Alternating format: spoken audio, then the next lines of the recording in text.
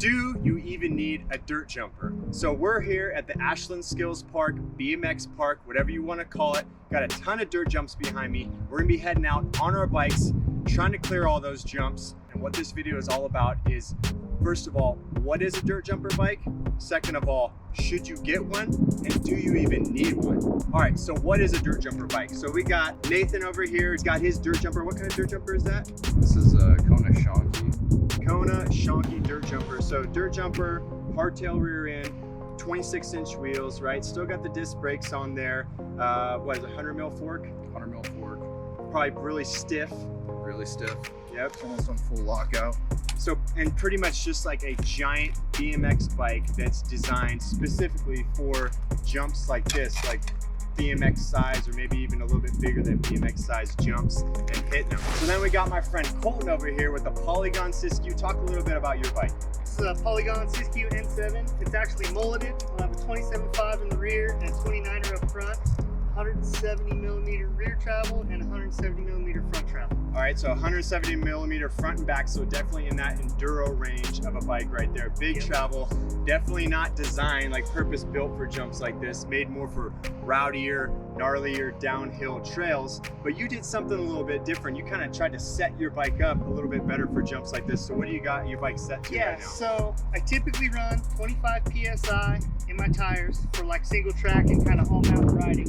One thing I did is I jacked my tire pressure up to 40 PSI and I put an extra 12 pounds of air in my rear shock, as well as moved my compression knob to half. All right, so you got your compression kind of dialed up a little bit, make that fork a little bit stiffer, plus you add a little bit more air pressure. So we're gonna go ahead, get out here on these dirt jump lines. You guys are gonna see us be hitting them back to back. We got this big line right here.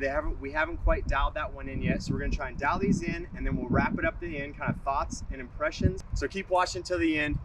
Do you even need a dirt jumper bike?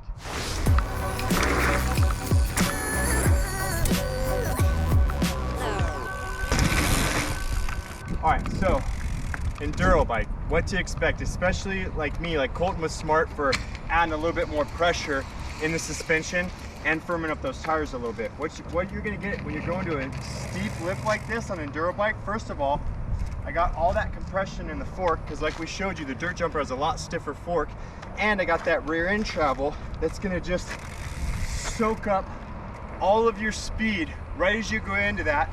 Not only is it gonna soak up the speed, but this lip, when you build these, it's kind of designed at an angle to arc you nicely into the landing. With all that suspension compressing into the lip, it's gonna completely throw off the shape of the lip, make it a little bit harder to judge, a little bit harder to get your timing and get these things dialed in. Versus a dirt jumper, it's just gonna be a lot easier to get that set every single time hitting steep face jumps like this.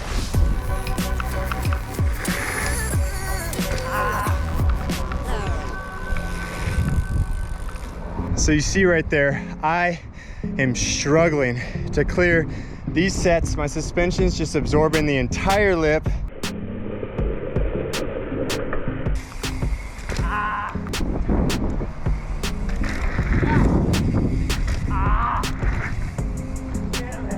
We got Nathan over here on the dirt jumper though.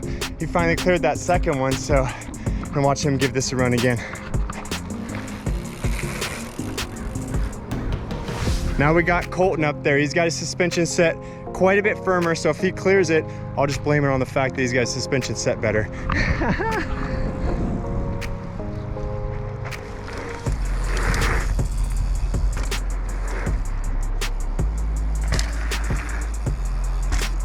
That last jump gets you guys every time, this one. Yeah, every time. On the enduro bikes, we're having to land and pedal in between every single lip. You have to land, pedal, way too hard.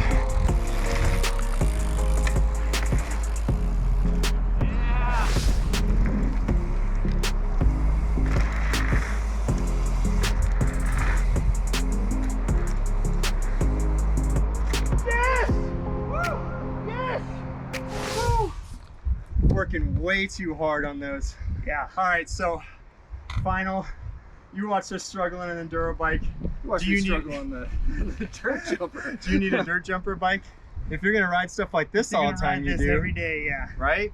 Absolutely. So there you go, you guys. Leave a comment below. And if you guys haven't got stoked enough to get on your bikes and ride yourself, watch that next video, get stoked, go ride, and have some fun, people.